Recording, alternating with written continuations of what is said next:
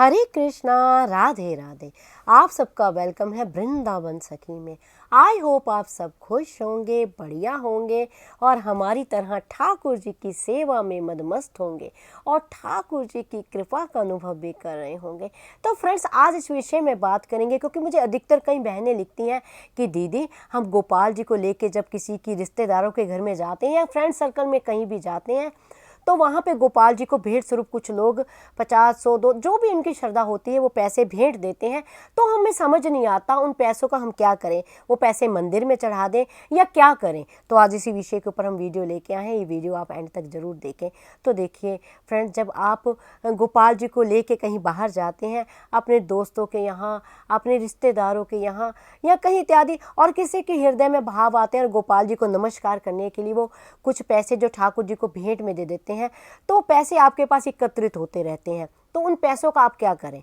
तो देखिए, ठाकुर जी सबसे अति प्रसन्न होते हैं कि अगर आप पैसे हो सके तो किसी ज़रूरतमंद को, जिसको इस चीज़ की नीड है, जो वास्तव में ज़रूरत है किसी को, आप उसको भेंट में दे सकते हैं। यानी भेंट में क्या देना, उसको जिस चीज़ की ज़रूरत है वो चीज़ खरीद के आप उसको दे सकते हैं। या किसी ब्राह्मण, चलो ब्राह्मण को भी दे, अच्छी बात है, लेकिन मैं ज़्यादा कहूँगी ब्राह्मण से कहीं ज़्यादा आप किसी ज़रूरतमंद को देंगे तो ठाकुर जी ज़्यादा प्रसन्न होंगे।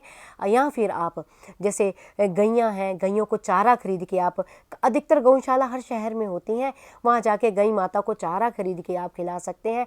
या फिर जो पक्षी होते हैं, पक्षियों को आप सतनाजा खिला सकते हैं। क्योंकि देखिए, इंसान जो होता है वो तो कहीं ना कहीं से किसी न किसी तरह से कमा के खा ही लेता है, थोड़ा खाए बोता खाए, वो उसका भाग्य है। लेकिन जो पशु पक्षी होते हैं, बेचारों को कहीं कुछ नहीं मिलता, या तो वो वृक्ष से, पेड़ पत्तों से कुछ तोड़ के खाते हैं। तो कहीं बेहतर है कि उसका आप गैयों को चारा खिला दें। या जैसे वृंदावन में जाते हैं, बंदर होते हैं, बंदरों को केले इत्यादि आप खिला दें, या पक्षी है उनको सतनाजा खरीद के आप वो खिला दें। तो इस तरह से जो ये कार्य आप करेंगे तो ठाकुर जी को अति प्रसन्नता होगी, ठाकुर जी उस कार्य से ज़्यादा अधिक प्रसन्न होंगे। या फिर आप ठाकुर जी को ही कुछ उन पैसों को जोड़ के ठाकुर जी को आप वस्त्र धारण करा सकते हैं। ठाकुर जी के श्रृंगार का सामान जैसे वंशी है, कुंडल है, मुकुट है, माला है, या ठाकुर जी का सोफ़ा है, बेड है, यानी जिस चीज़ की ज़रूरत ठाकुर जी को है वो चीज़ भी आप खरीद के ठाकुर जी को आप भेंट स्वरूप दे सकते हैं। या मैं तो ज़्यादातर ये कहूँगी, ठाकुर जी को तो आप भेंट स्वरूप आप अपने पैसों से भी खरीद के दे सकते हैं, लेकिन किसी ज़रूरतमंद की अगर आप मदद करते हैं वो, या ठाकुर जी के ही नाम का भंडारा आप कर सकते हैं। या छोटे छोटे बच्चे होते हैं, बच्चों में भी ठाकुर जी विराजमान होते हैं, उनको आप बिस्किट या कपड़े या कुछ भी, पेंसिल, कॉपीज़, ऐसी चीज़ें दें जिससे उनकी आदतें भी ना बिगड़े, उनके यूज़ में भी आए। तो इस तरह से आप कर सकते हैं। या फिर आप वृंदावन में जाएं तो वृंदावन में बहुत भजनानंदी मैया होती हैं। आप देखेंगे बहुत बुजुर्ग बुजुर्ग मैया है, भजन कर रही हैं और ठाकुर जी के आश्रय ही बैठी हैं। और हम जैसे भक्त ही जाते हैं तो भक्त ही उनको देते हैं, भक्तों के आश्रय ठाकुर जी भक्तों को भेजते हैं। निमित्त मात्र भक्त बनते हैं लेकिन देने वाले तो ठाकुर जी हैं।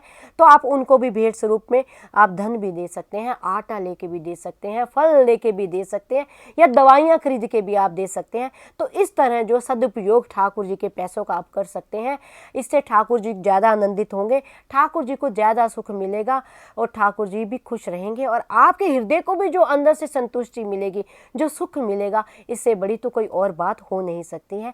तो इस प्रकार आप ठाकुर जी के पैसों को, जो यानी वैसे तो सब कुछ ठाकुर जी का ही है, ये घर भी ठाकुर जी का है, कृपा करके प्यारे ने हमें अपने घर में रखा है, ये सृष्टि ठाकुर जी की है। यहाँ तक जो श्वास हम ले रहे हैं वो श्वास भी ठाकुर जी ने दिए, हमारा अपना कुछ है ही नहीं है। लेकिन फिर भी जो भेंट स्वरूप ठाकुर जी को पैसे मिलते हैं वो आप इकट्ठे करके किसी भी अच्छे कार्य में आप लगा सकते हैं। तो इस तरह से आप यूज़ कर सकते हैं। आई होप आपको पता लग गया होगा कि ठाकुर जी की भेंट स्वरूप मिले पैसों का आपको क्या करना है। फिर भी अगर आपके मन में किसी तरह का कोई प्रश्न, कोई क्वेश्चन, कोई क्वेरी हो तो मुझे आप कमेंट बॉक्स में लिखिए।